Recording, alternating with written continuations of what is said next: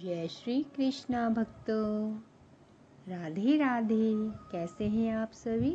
आशा करती हूँ आप सभी कुशल मंगल से होंगे।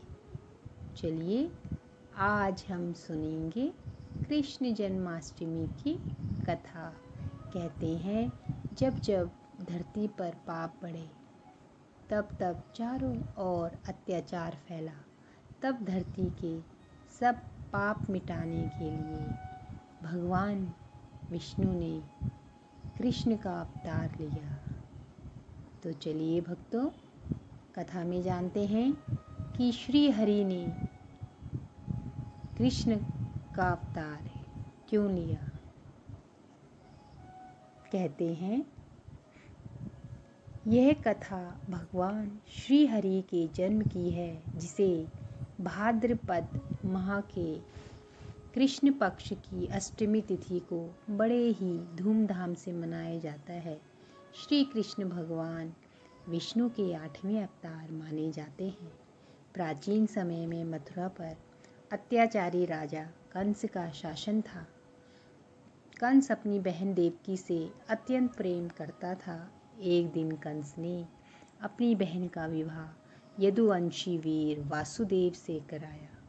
विवाह के बाद जब वह देवकी और वासुदेव को स्वयं रथ से उनके घर छोड़ने जा रहा था, तभी आकाशवाणी हुई, हे कंस, जिस देवकी को तू इतने प्रेम से विदा कर रहा है, उसी का 8वां पुत्र तेरा अंत करेगा। आकाशवाणी सुनते ही कंस क्रोधित हो उठा और देवकी को मारने के लिए तलवार उठा ली। तभी वासुदेव ने विनम्रता से कहा, हे कंस, तुम अपनी बहन की हत्या मत करो। हम वचन देते हैं कि जो भी संतान होगी हम तुम्हें सौंप देंगे। कंस ने यह शर्त मानकर दोनों को कारागार में डाल दिया। देवकी के गर्भ से जो भी संतान जन्म लेती, कंस उसे तुरंत मार डालता। इस प्रकार पहले 6 पुत्रों का वध कर दिया गया।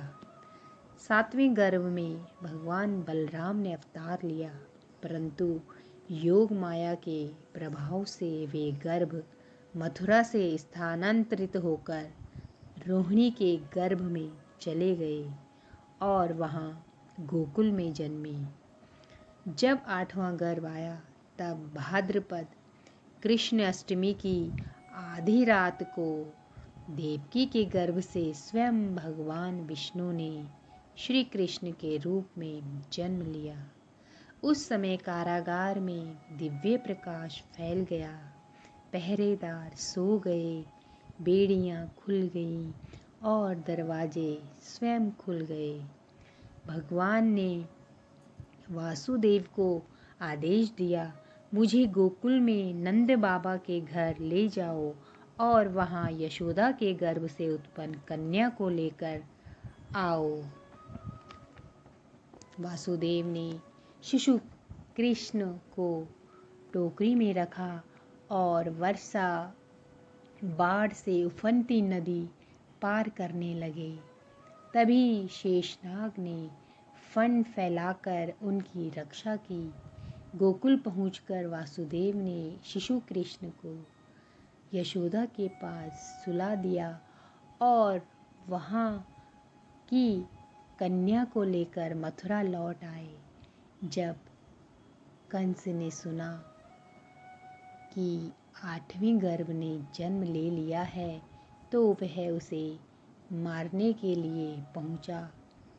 उस कन्या को जैसे ही कंस ने मारना चाहा, तो वह उसके हाथ से छूटकर आकाश में चली गई और बोली, अरे मूर्ख कंस, तेरा संहार करने वाला तो जन्म ले चुका है, वह अब तेरे हाथ नहीं आएगा।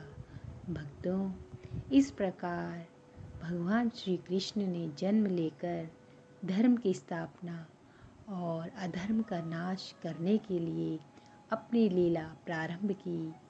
बाद में बड़े होकर उन्होंने कंस का वध किया और मथुरा को उसके अत्याचार से मुक्त कराया। यह कथा हमें सिखाती है कि अन्याय और अत्याचार चाहे कितना भी शक्तिशाली क्यों ना हो, अंत में धर्म और सत्य की विजय होती है। जय श्री कृष्ण। राधे राधे।